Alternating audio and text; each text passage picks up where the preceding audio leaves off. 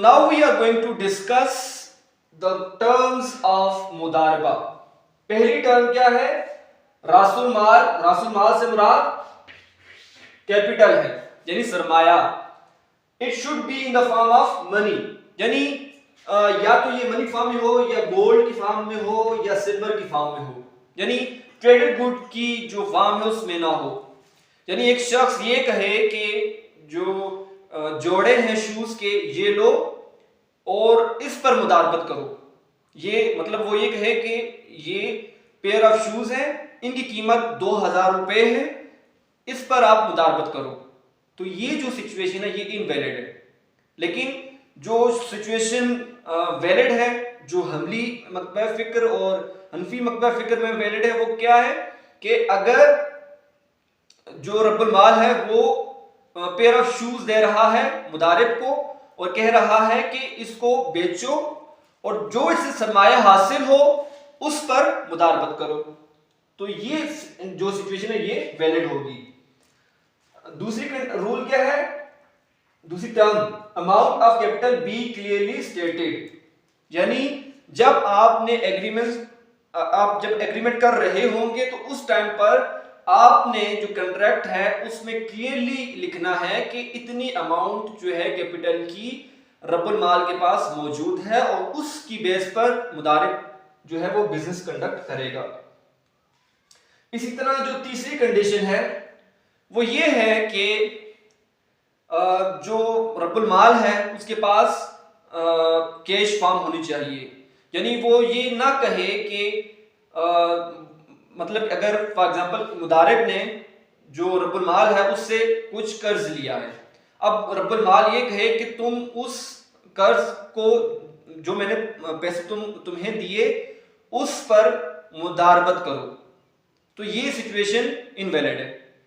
लेकिन अगर वो ये कहे कि मैंने फलां शख्स को कर्ज दिया है उससे पैसे लो और उस पर मुदारबत करो, तो ये चीज जायज है। चौथी कंडीशन क्या है कि जो रब्बुल माल है वो जब जो मुदारिब है उसको जब रकम देगा तो वो खुद उस बिजनेस में एंटर नहीं हो सकता, यानी वो फिजिकली वो खुद उस बिजनेस को नहीं चला सकता मुदारिब के साथ मिलकर, ठीक है। तो उसके अलावा जो प्रॉफिट है it should be in the form of percentage, या तो परसेंटेज में हो या रेशियो में हो। ये ना हो कि वो रब्बुल माल है वो ये कहे कि आप ये बिजनेस करो तो मैं आपको 1000 रुपया जो है वो दूंगा, यानी वो एक फिक्स्ड सम जो है वो उस पर लागू कर रहा है, जो कि जायज नहीं है। जो चीज जायज है वो क्या है कि वो ये कहे कि ये रकम है ये लो, इस पर मुदारबत करो, जो प्रॉफिट होगा उसका इतनी परसेंटेज, लेट्स से 50% तुम्हें मिलेगा, 50% मुझे मिलेगा, ठीक है। उसके अलावा जो प्रॉफिट शेयरिंग होगी वो जो प्रॉफिट आपने अर्न किया उस पर होगी। ये नहीं होगा कि जो रासुल माल है जो कैपिटल है आप उस पर प्रॉफिट शेयरिंग कर रहे होंगे, बल्कि जो आपने प्रॉफिट कमाया मतलब कि रासुल माल को कैपिटल को निकाल के जो आपके पास प्रॉफिट बचा उस पर जो शेयरिंग है वो होगी। जो लास्ट टर्म है वो क्या है? अगर मुदारिब जो है उसने रब्बुल माल की कुछ फाइनेंशियल रिसोर्स या कुछ से जो उसने एज ए मॉर्गेज जो है वो अपने पास रखी हुई है, यानी उसको रहन रखा हुआ है, तो रब्बुल माल जो है वो उसके साथ बिजनेस में एंटर हो रहा है, तो ये सिचुएशन जो है जायज नहीं है। अब हम डिस्कस करने जा रहे हैं कि मुदारबा कितने अरसे के लिए, कितनी मुद्दत के लिए कायम किया जा सकता है। पहला क्या है कि अगर दो पार्टीज जो हैं वो दोनों पार्टीज जो हैं वो मुदारबा में एंटर हुई पड़ी थी, तो वो या मुदारिब या रब्बुल माल अपनी मर्जी से उसको खत्म कर सकता है इस मुआहदे को। लेकिन अगर दो से ज्यादा पार्टीज हैं वो एंटर हुई पड़ी है, तो फिर इस सिचुएशन में जो मुदारबा का मुआहदा है वो आगे लेकर जाया जा सकता है। मतलब कि एक शख्स खत्म हो गया है, बाकी तो है, तो वो जो बाकी रह गए हैं वो इस मुदारबा को लेकर चल सकते हैं। ठीक है। दूसरी पॉइंट क्या है कि जी स्पेसिफिक और इनडेफिनिट पीरियड, यानी आप मुदारबा को एक स्पेसिफिक टाइम पीरियड के लिए भी लेकर चल सकते हैं या आप उसको इनडेफिनिट टाइम पीरियड के लिए भी चला सकते हैं। इसी तरह नेक्स्ट पॉइंट क्या है कि जो मुदारबा है वो अगर कोई एक पार्टी जो है उसकी डेथ हो गई है तो ये जो मुदारबा है, मुदारबा का जो मुआहिदा है ये खत्म हो जाता है। लेकिन अगर 2 से ज्यादा पार्टीज हैं तो वो उसको लेकर चल सकती हैं। ठीक है जी। नेक्स्ट पॉइंट क्या है जी, अगर एक स्पेसिफिक टाइम पीरियड के लिए जो मुदारबा है उसको कायम किया गया, उस मुआहदे को कायम किया गया, लेकिन उस स्पेसिफिक टाइम से पहले ही मुदारबा खत्म, जो बिजनेस था वो मतलब वो मुकम्मल हो गया, उसका काम खत्म हो गया, तो अब क्या होगा? अब इस सिचुएशन में वो किसी और कारोबार में जो पहले से जो उन्होंने टर्म्स एंड कंडीशंस मतलब कि जो लगा रखी थी उसी की बिना पर वो कोई और कारोबार कर सकते हैं। So now we are going to discuss the rules of sharing of profit and loss in मुदारबा। So पहला रूल क्या है कि रब्बुल माल जो है उसको तमाम का तमाम लॉस जो है वो बर्दाश्त करना पड़ेगा। उसकी रीजन क्या है कि एक साइड पर अगर रब्बुल माल यानी कैपिटल प्रोवाइडर को नुकसान बर्दाश्त करना पड़ रहा है तो दूसरी साइड पर जो मुदारिब है उसकी सर्विस का ज़या हो रहा है। सेकंड पॉइंट क्या है? Profit be shared according to a fixed ratio, यानी एक फिक्स्ड रेशियो या परसेंटेज के तहत जो प्रॉफिट है वो शेयर किया जाएगा। यानी ये कहा जाएगा कि 1/3 या 70% या 50% इस तरीके से जो प्रॉफिट है उसको शेयर किया जाएगा, ना कि फिक्स्ड सम के जरिए से। यानी ये नहीं कहा जाएगा कि 1000 रुपए या 2000 रुपए आपको मैं दूंगा, आप ही बिजनेस करो, तो ये सिचुएशन वैलिड नहीं है। जो प्रॉफिट की डिस्ट्रीब्यूशन होगी वो तब ही होगी जब जो मुदारिब है वो रब्बुल माल को कैपिटल वापस करेगा। चौथा पॉइंट क्या है?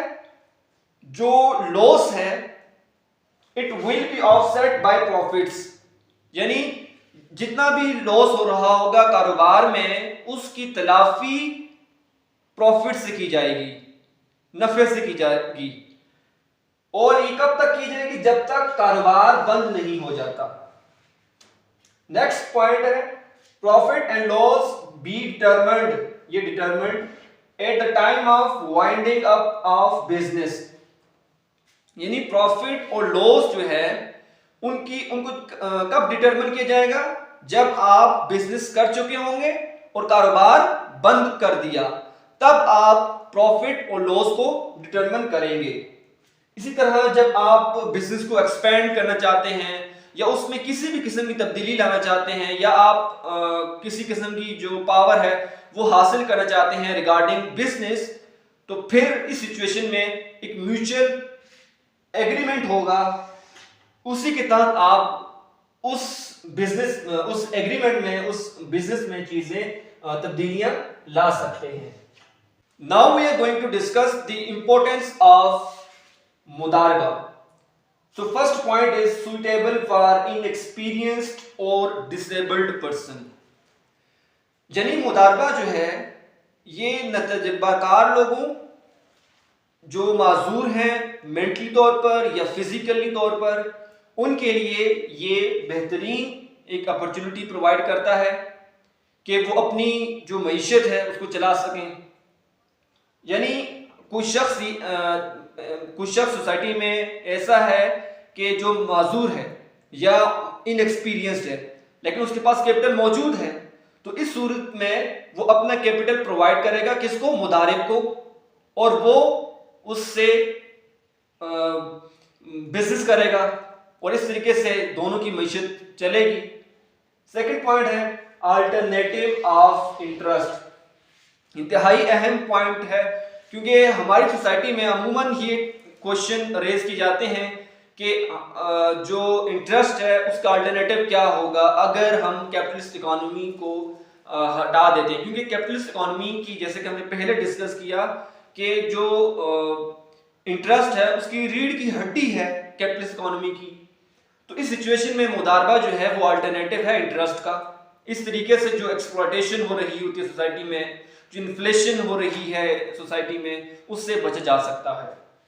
इसी तरह थर्ड पॉइंट है इकोनॉमिक ग्रोथ। इकोनॉमिक ग्रोथ इस तरीके से होती है कि एम्प्लॉयमेंट अपॉर्चुनिटीज क्रिएट हो रही होती हैं। लोगों के पास कैपिटल तो मौजूद होता है, लेकिन उनके पास चूंकि उस तरीके से अपॉर्चुनिटीज मौजूद नहीं होती कि वो आगे आए, मतलब कि किसी के पास कैपिटल नहीं होता तो किसी के पास उस तरीके से एक्सपीरियंस नहीं होता कि वो बिजनेस कर सकें। तो इस सूरत में एक साइड पर ये एम्प्लॉयमेंट क्रिएट कर रहा है, और सेकेंडली अगर हम गवर्नमेंट के लेवल पर देखें तो गवर्नमेंट भी जो फंड्स है वो रेज कर सकती है, और इस तरीके से वो लोगों के साथ मुदारबा का मुआहदा है उसके अंदर एंटर हो सकती है। So that's all for today. मैं उम्मीद करता हूँ कि आपको मुदारबा समझ आ चुका होगा, and thank you very much for watching the video. अल्लाह हाफिज़।